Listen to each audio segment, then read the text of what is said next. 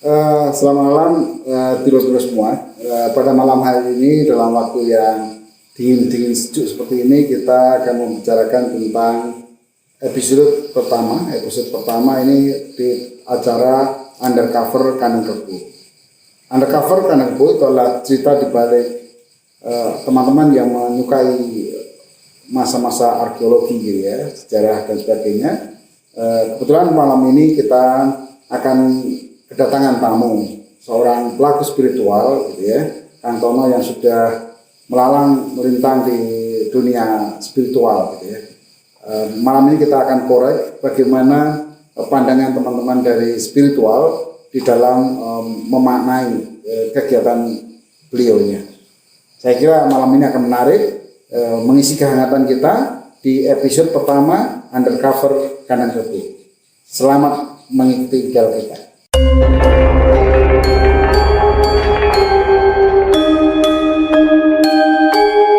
Oke, selamat malam Kang Tono. Selamat malam Pak Di. Bisa disapa teman-teman penggemar channel Kandang Kebu Undercover Kandang Kebu.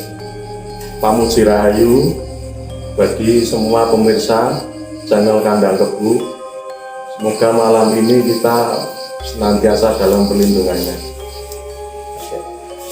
Teman-teman kalian, sedulur-sedulur KB, bahwa pada malam hari ini di Basecamp Kandang Kebu kehadiran seorang pelaku spiritual, gitu ya. Kita akan korek beliaunya. Sejak kapan Kang Tono ini berkecimpung di dunia spiritual seperti ini?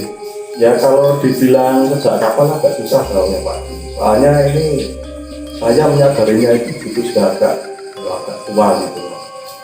Tapi sebenarnya kalau soal melihat fenomena-fenomena penampakan itu ya sejak dari kecil itu juga saya sudah melihat, cuma dalam istilahnya dalam perspektif yang lain.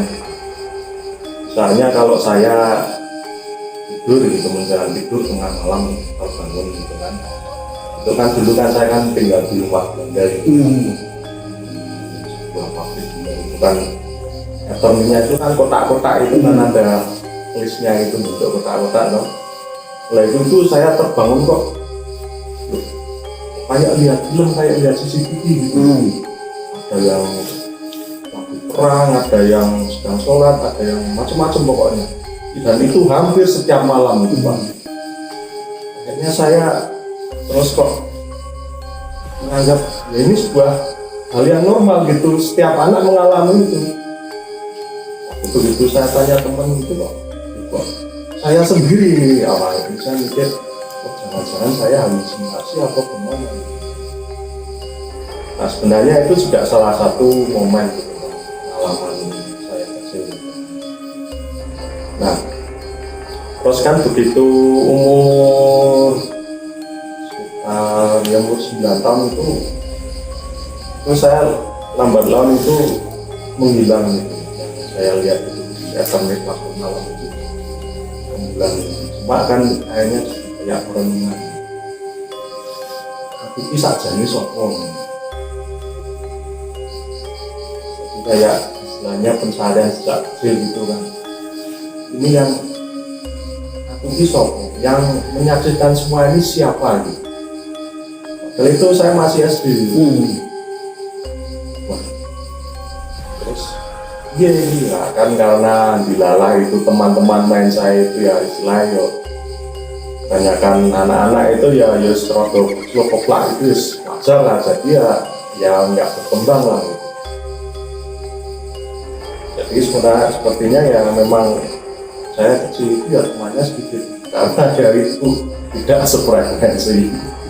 Jadi peristiwa ini yang sejak kecil sudah mengalami seperti itu. Sudah mengalami saya Pak. Terus kapan kira-kira ada suatu fenomena yang memutarbalikkan, wah kok ini cocok kalau jadi seorang spiritual banyak gitu? Sebenarnya kalau kita bicara spiritual itu ya,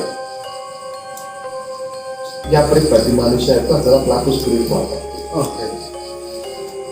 Cuma karena ya nuwun sewu, kata spiritual itu melekat pada seorang yang mohon maaf misalnya ini medukon atau yang ke besar atau yang ya pokoknya yang mampu dukun gitu.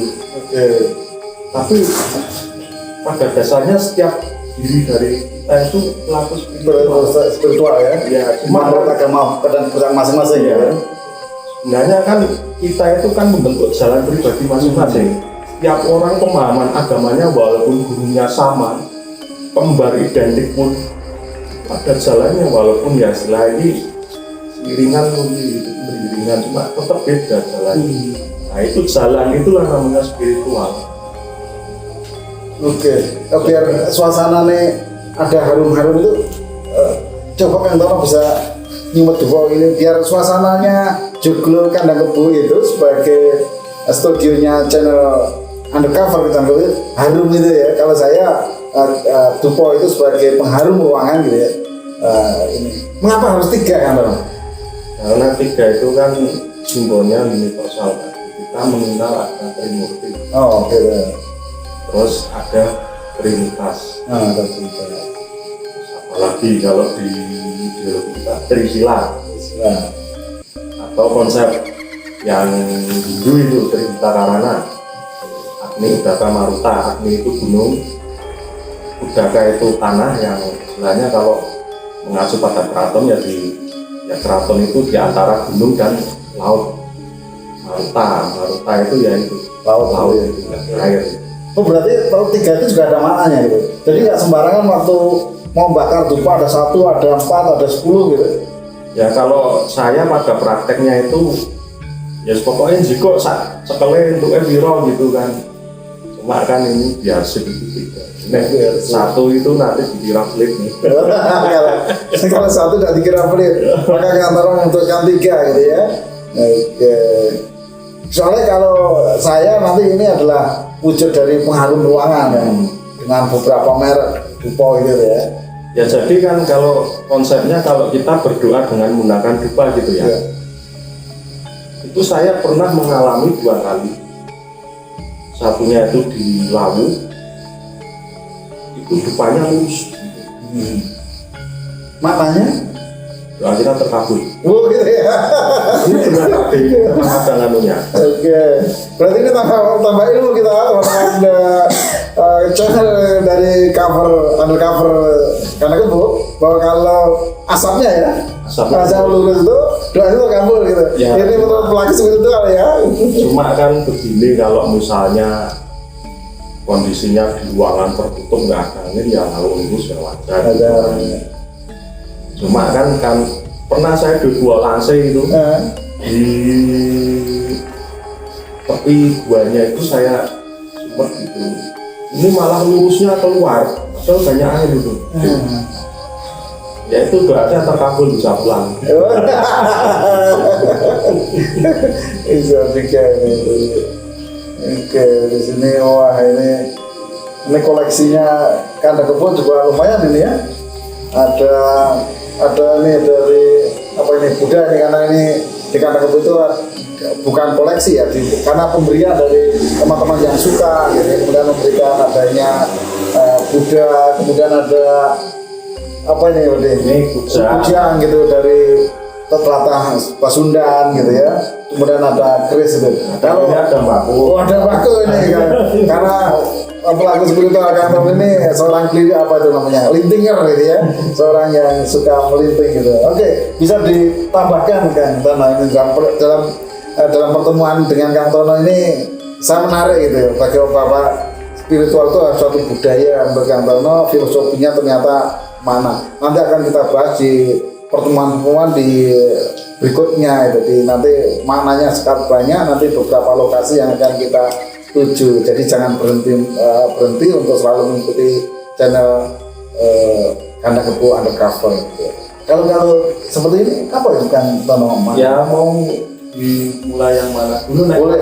Kalau Kujang saya kurang begitu. Oke. Ya, cuma kalau keris ini walaupun saya juga ini kan istilahnya gayaman ini, walaupun saya nggak hafal ini model Jogja, Solo atau mana gitu kan. Ini sebenarnya kalau ini kan kita kan keris ini kan begini. Maknanya apa itu Bang? Kalau orang kan kalau menyatukan cipta rasa. Oh, menyatukan cipta rasa gitu ya. Dengan yang di atas itu. Soalnya kan keris ini sifatnya pribadi. secara personal. Secara personal ya. Iya. Oke. Jadi aslinya setiap orang itu kalau Jawa zaman dulu itu, Iya. waduh, orang maksudnya lelaki Ya. nah, itu punya keris itu. Oke. Sebelum akhirnya dilarang sama Belanda. Gitu. Berarti maknanya keris itu adalah milik pribadi ya. Ya. Setiap laki-laki ya minimal punya gitu ya. Dan juga kalau kita itu hidupnya itu bukan ini atau nganu, cuma ininya ditarik warangkanya itu.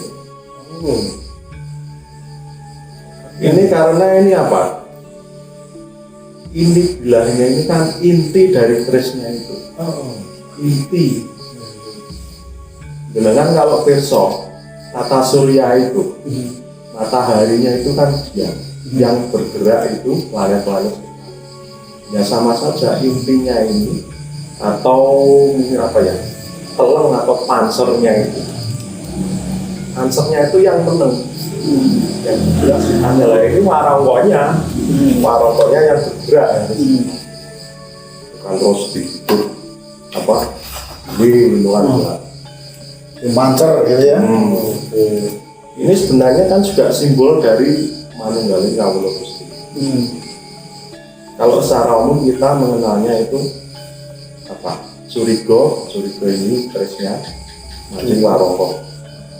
Ini juga bisa simbol dari rohnya ini bilahnya Mancing Roh. Ini secara umum. Ternyata filosofinya sangat banyak ya. Cuma pada tingkatan yang lebih tinggi, Warongko Mancing Surigo. Maknanya itu akhirnya seperti jadi roh kita yang mendominasi itu. Sadarannya sudah sadaran rohani. Gila banget.